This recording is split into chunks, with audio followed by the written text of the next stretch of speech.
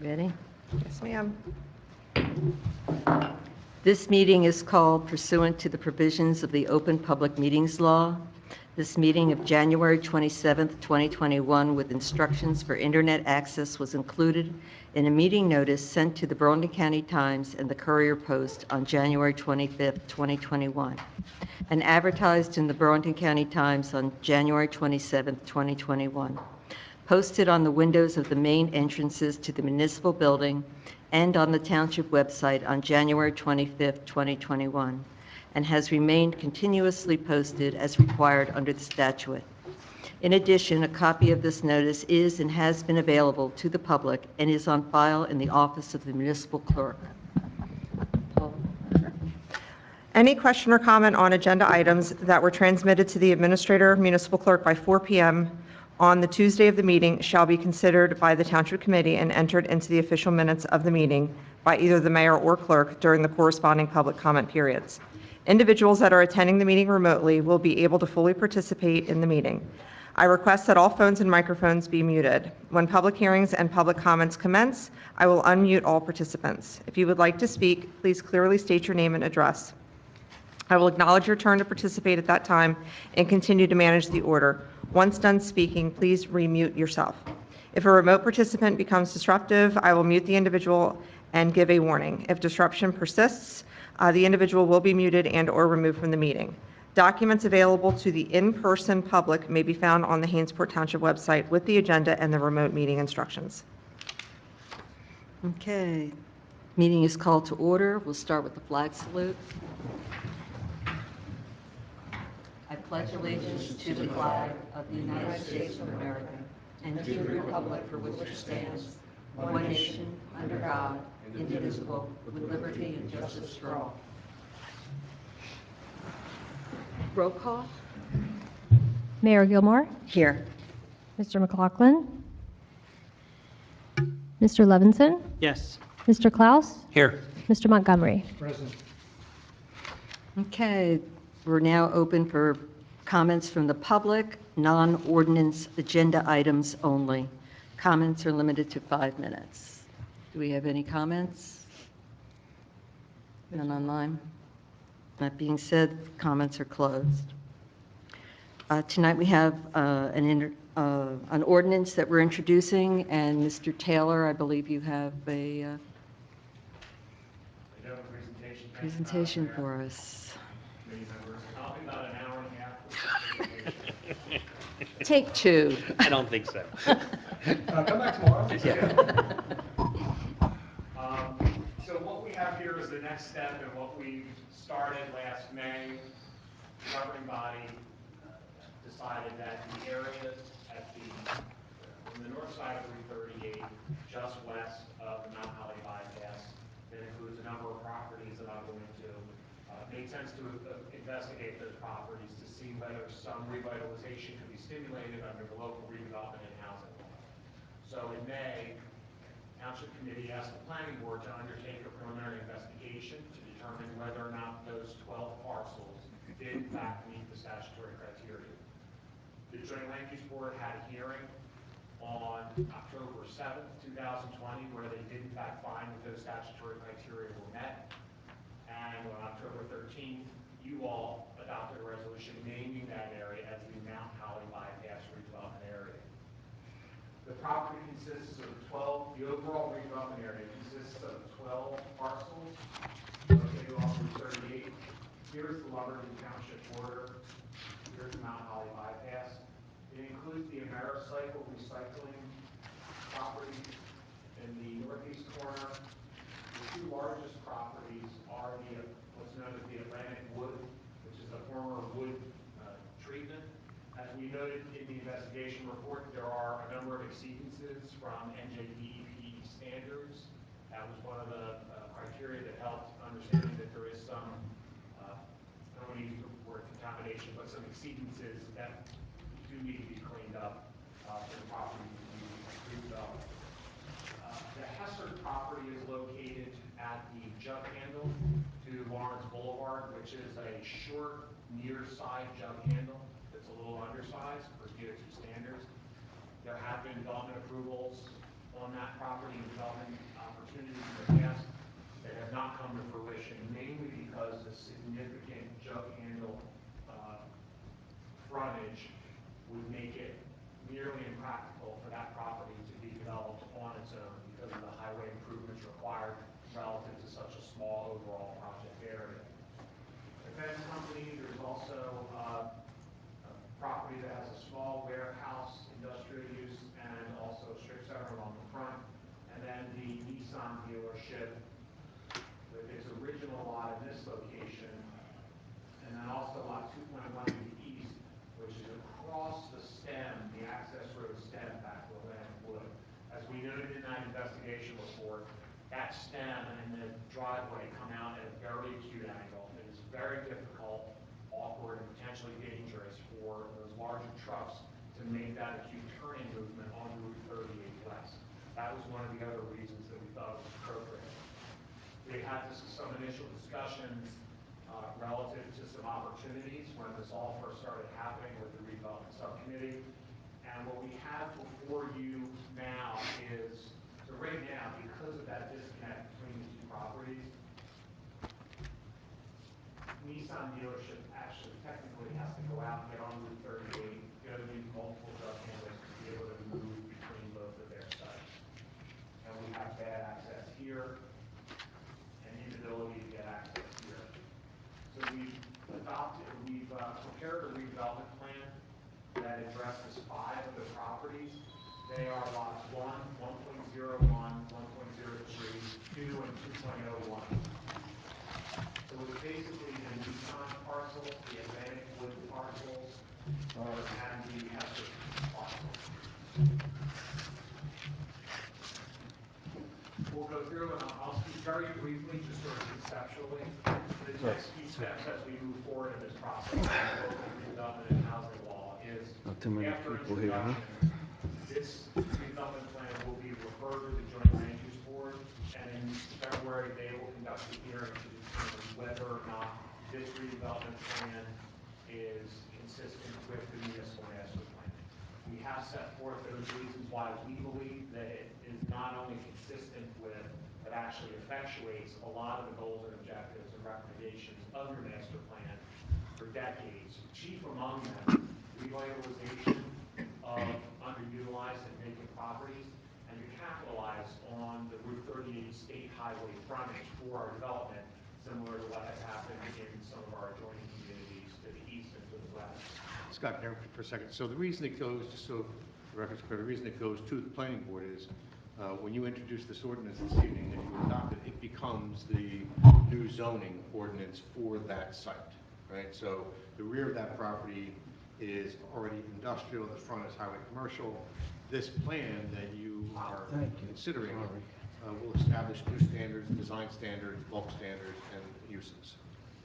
So that's why it goes to the planning board. So as I read it, John, it supersedes our normal zoning, That is correct. our normal zoning withstanding in all other circumstances. On this parcel. Yeah. Yes. On those, just on those 5 designated parcels. And then what will happen is after that master plan consistency, at your next hearing after that, which is February 16. 16th, Yes. will actually be a slightly longer presentation. We'll have a concept plan, the architectural, that will be a public hearing, so we can go into some more length and answer any questions now. But essentially what, in theory, the concept is the stem driveway at an acute angle goes away, and the Nissan parcels get consolidated. This access drive to the rear industrial gets moved to the eastern portion of that property. It becomes a DOT compliant perpendicular access. It eliminates that safety issue. Now consolidates those Nissan properties so they don't have to get out and access the highway for that. That industrial property will alleviate those exceedances, those environmental exceedances that we talked about before. It will extend over both of those Atlantic Wood properties and onto the Hester property. And they've already had initial discussions with DOT.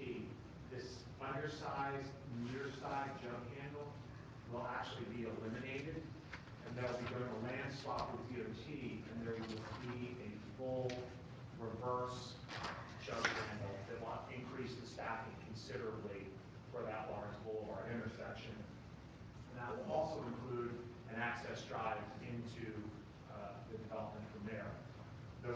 portion of this property will remain in the highway commercial district, and and their subdivision will be structured such that there could be additional office or commercial retail use along that front portion. There are concept plans and some conceptual architectural diagrams in here to effectuate that. As John indicated, this process is sort of a mini master plan and mini zoning ordinance for what will happen on those properties. Throughout that process, there are still multiple steps for all of your stakes and the public stake. Even after we go through and adopt that redevelopment plan, any site plan any development work that's going to happen on any of those properties still have to come in for joint land use board, to the joint land use board for subdivision and or site plan approval under the normal course of any other application or development property under the municipal land use law. So we're now in about step 5 of a 10+ step process, and there will also be agreements that go hand in hand with that as well. And the other thing that this plan does, and I think our previous ones at Blue Water across the street did the same thing, this identifies the governing body as the redevelopment entity. So if, for example, they wanted to make some changes to the plan, right, rather than going in for a variance, they would have to come back to you first to make sure that you're okay, that the deviations they propose are consistent with the spirit of what you wanted this to be when you adopted this plan. So it actually, unlike the municipal land use law, it puts you in a position to have a say before they go back to the planning board if they want to make revisions. So in a nutshell, and really one of the great things about the flexibility that is afforded to the municipality under redevelopment is we had a chance to talk to all those landowners and to try to convince them to talk to each other, because we thought when this first came about very early on that this has a chance to be a win-win-win-win across the board. We improve a bad DOT jump handle access, that helps with traffic safety. We eliminate that really bad access driveway. We get the vacant Hesser parcel developed. We strengthen the economic viability of the classic Nissan by having those properties be contiguous one another. And we also get those environmental exceedances cleaned up on the Atlantic Wood property and have that put to a more modern industrial warehouse distribution use. So that really was a year and a half ago when we first started. We said, wouldn't it be fantastic if all the stars could align, that all of these pieces of the puzzle could come together at the same time? And we knew it was a pipe dream, but it actually worked. It worked for the landowners, it worked for everybody else. We're actually pretty thrilled with how it did come together and excited about what this will do to sort of clean up a lot of problems in that area. So Scott, are there any rehabilitation opportunities for the businesses along that strip? And what types of fundings would zoning it in this way, what funding opportunities would there be for the businesses there, if any? So under this redevelopment plan really focuses on the land swap, the driveways, getting Nissan in their current configuration cleaned up from a site plan and access standpoint, and it gets the rear site cleaned up. So in this redevelopment plan itself, those two, the fenced property and that adjacent site, are not included, and neither are the Americycle properties. The timing was when the industrial user approached the town, they had a very tight time frame. And when we were able to make the Nissan piece of the puzzle, the Hesser and the jump handle and the industrial all work, we moved forward with that to try to get that into the pipeline for that. There are provisions under the local redevelopment law that John can touch on in terms of incentives that can help landowners who invest in their property in terms of long-term tax exemption and abatement at the discretion of you folks as the redevelopment entity. I'm sure John probably has given lectures on that topic. I'm actually just looking through. We did not identify that in the plan, the opportunity to do a long-term financial agreement. I think that Nissan mentioned their interest, is it in here? Page 28.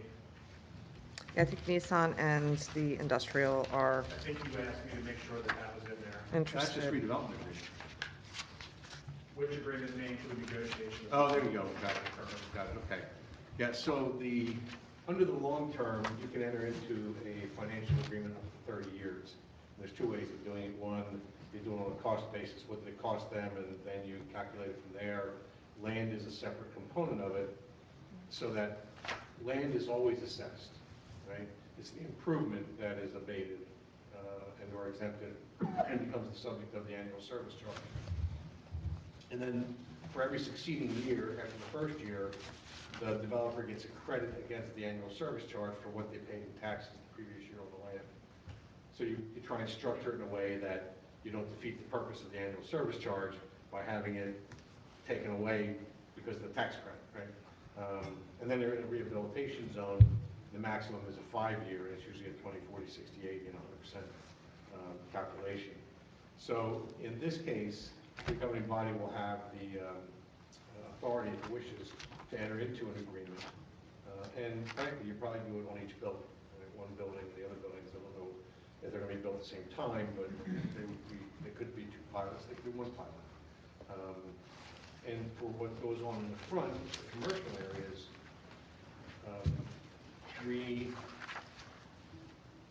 rehabilitate their properties and spend some money. The component that they expend to bring it up to snuff is eligible for consideration as well. That's usually a much shorter term because you're not talking as big an investment as what's going to be probably $40 million, $50 million. But it means the economic opportunities of the township are very significant. If Nissan, for example, decided to do a whole new showroom, right, that would be something worth considering because it's going to dress up the whole front of that strip. And you may want to incentivize them by giving them some, 15-year or 20-year, whatever it is, depending on the value of what they're doing. So there are alternatives. In terms of other funding, the state just passed the Economic Opportunity Growth Act of 2020, right, which superseded or took the place of the one that they repealed or died from 2016 or 2013, which is how all the Camden got redeveloped. And I think there are more opportunities in that. I'm not exactly sure what they would be for a project like this, but there might be some opportunity. I think it's more for the businesses in the front, smaller businesses, that might look for a Brown County Bridge Commission low interest financing, right, some assistance from the Bridge Commission. And they have some pretty good programs where they will fund through Republic Bank or TD or some other banks at a pretty good interest rate. And I think they also convert a portion of it for professional fees and get you started. So there's different opportunities. Those are not the kind of things that Black Creek would look for. Right? Black Creek's going to look for the long-term financial agreement. Are we at any point going to educate those business owners, bring them in and let them know what their opportunities are? Good, yeah. I think that would be great. Maybe that would help motivate them rather than just sitting around and waiting for them to discover what they can do. Well, maybe we could suggest the Bridge Commission to come over and offer a seminar to businesses in town. That'd be great. And Thank just to follow up on John's point, our initial discussions with the dealership is that they are starting the process with Nissan to do a major expansion out there. This plan acknowledges them, but because they're in such an early stage of that process that requires corporate approvals and everything else, we would have to revise and amend this redevelopment plan probably sometime in the next 9 to 18 months to be able to effectuate that expansion. But their plan currently is to do a very significant expansion of their existing facilities. And as John said, that may be something that may be worthy of long-term tax exemption and take. And lastly, is there any opportunity to bring in the fence company and the warehouse behind into this whole program, or is it too late for them? So it was too late, and because we weren't really touching this commercial piece in here, that is just being subdivided off and held for the time being. What we thought was, once that, um, once that entity comes forward with some proposal, then looking at how that synergy between those two uses, does it make sense to connect those driveways? What are any of those other possibilities? That may make sense at that time. Right now, with all the new jug handles and this entrance coming in, there was no way to connect with any of the pressure. It became an island in itself, and it really works fine until that next commercial site. There is an existing, I should also mention, on that Hester property, right behind the fence company, there is an existing telecommunications tower.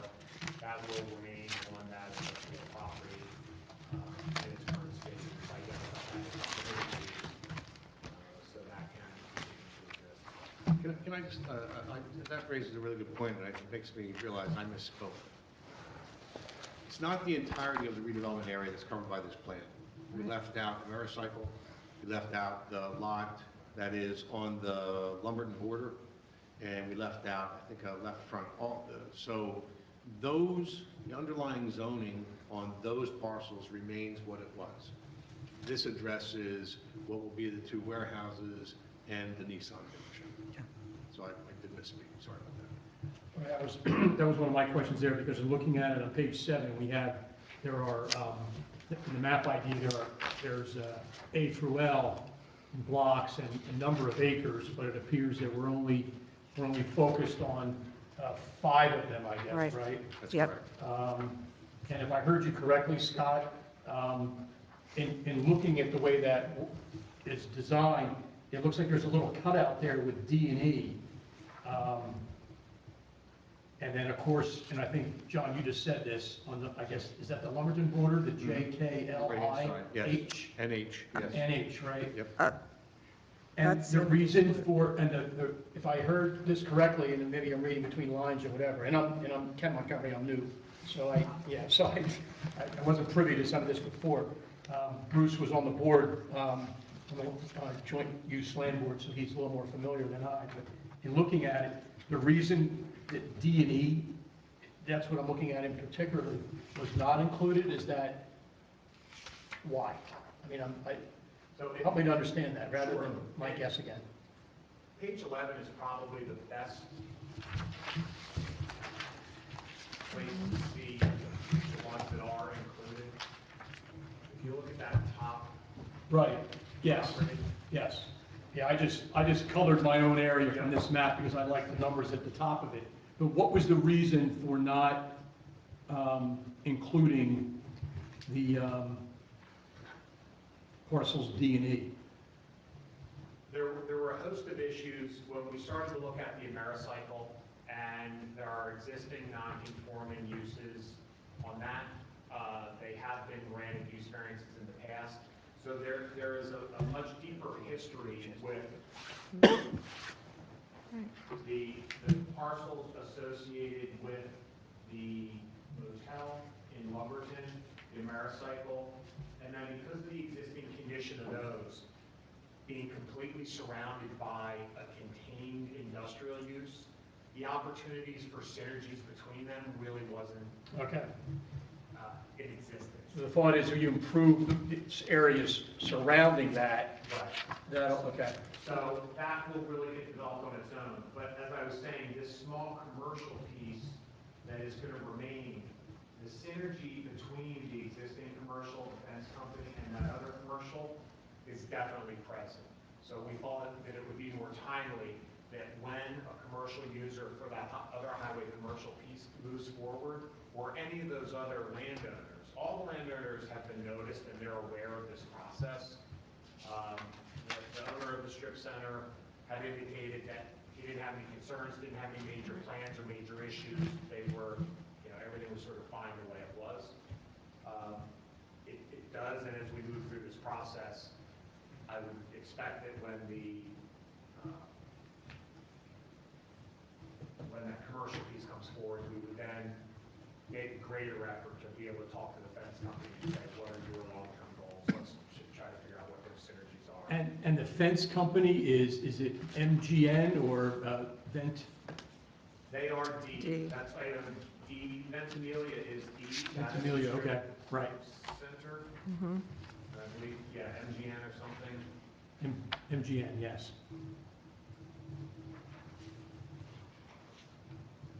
Okay. Scott, I have a question. Thank you.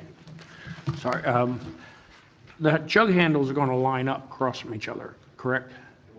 Okay, because the conceptual on page 16 doesn't show that, and I'm sure it's just a conceptual. I was looking at it, I'm like, wow, that's pretty cool the way they do it conceptual, but I'm looking at it doesn't show it, but everything else does show it, and I just thought that might have been something that, I think it does here. Yeah. I know, on the prints it shows it, but the conceptual Yeah. clearly shows it not. And I think that's just an artistic license of somebody sitting in front of their computer screen trying to stitch together all these aerials, and it just didn't all line up for them.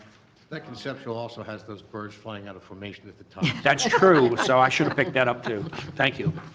And it shows them flying north when they should be flying south. Well, the one's going a couple of them are going the opposite direction, so it's all very confusing.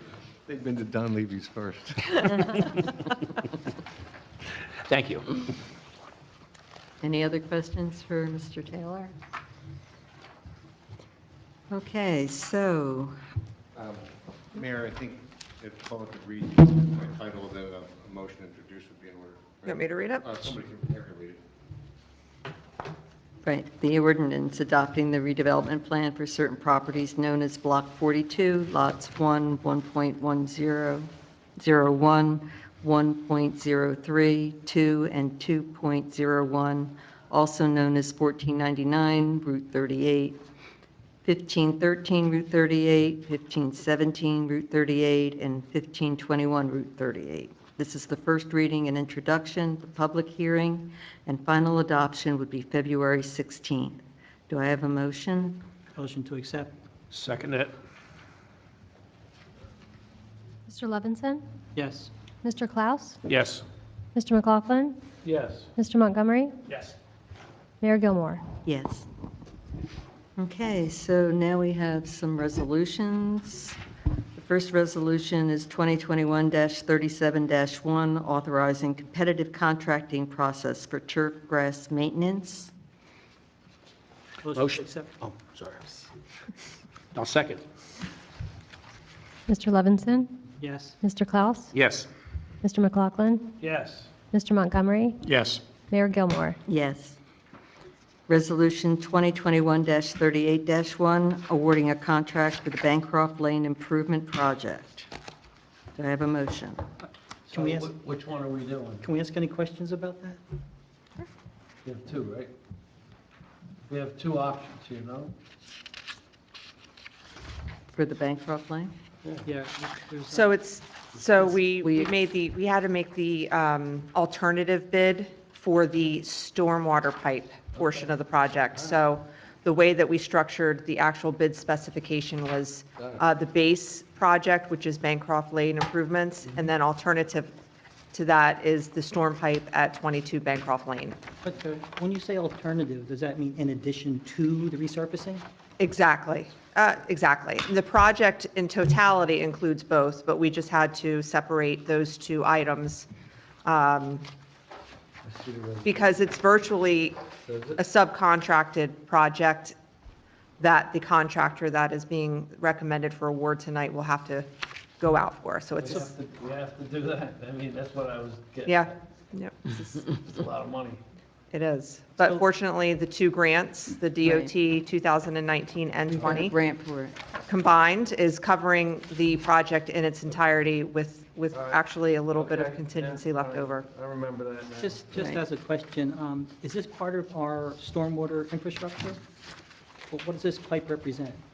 This pipe represents a stormwater pipe, a collector pipe of all of the stormwater and people's sub pump lines that are feeding directly into it. Some of them are. But mostly all of the catch basins along Bancroft and the side streets feed into this particular stormwater pipe. It runs along the property at 22. Yes. And it Goes into the- outfalls into that lake. Okay. And So- it's failed 2 times, once in 2011, and we had a failure at the second seam, or joint, I should say, of the storm pipe, 2019? 18 perhaps? 19. Okay, that's all I needed, yeah. Excuse me, Which that's cost all I us needed. quite a bit of money. Yeah, so this is to line that pipe so that we don't have another failure, and it will reinforce it and hopefully get another 50 years out of it. Okay. From your lips. So you really can't separate the projects, they're really one project. It is one project. Okay. It's just the way it had to be bid. That is, Thank you. okay. Okay, so do I have a motion? Motion to adopt. Oh, I'll sorry. offer 2021-38-1. Second? I second it. Mr. McLaughlin? Yes. Mr. Levinson? Yes. Mr. Klaus? Yes. Mr. Montgomery? Yes. Mayor Gilmore? Yes. We're now open for comments from the public. Do you have any comments? No one online? No one online. So we'll close comments. Comments from the administrator. I have none.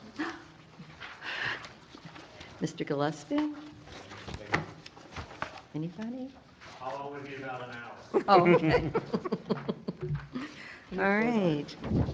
So comments from the committee. Mr. Levinson? No comments. Mr. McLaughlin? Sorry I'm late. Okay, Mr. Montgomery? Thank you, Scott. Mr. Klaus? Thank you, Scott. This was very well done, and we really appreciate it, and it's going to be good for us. Thank you. Okay, and I just want to thank you as well, and for those that attended, thank you. Let's pay some bills. I'll make a motion, we pay the bills. I'll second that. Mr. McLaughlin? Yes. Mr. Klaus? Yes. Mr. Levinson? Yes. Mr. Montgomery? Yes. Mayor Gilmore? Yes. I need a motion to adjourn? So moved. Second. Mr. McLaughlin? Yes. Mr. Montgomery? Yes. Mr. Levinson? Yes. Mr. Klaus? Yes. Mayor Gilmore? Yes. A little slow there, Mayor. Let's go. Let's pick this up next time. I figured that. Thank you.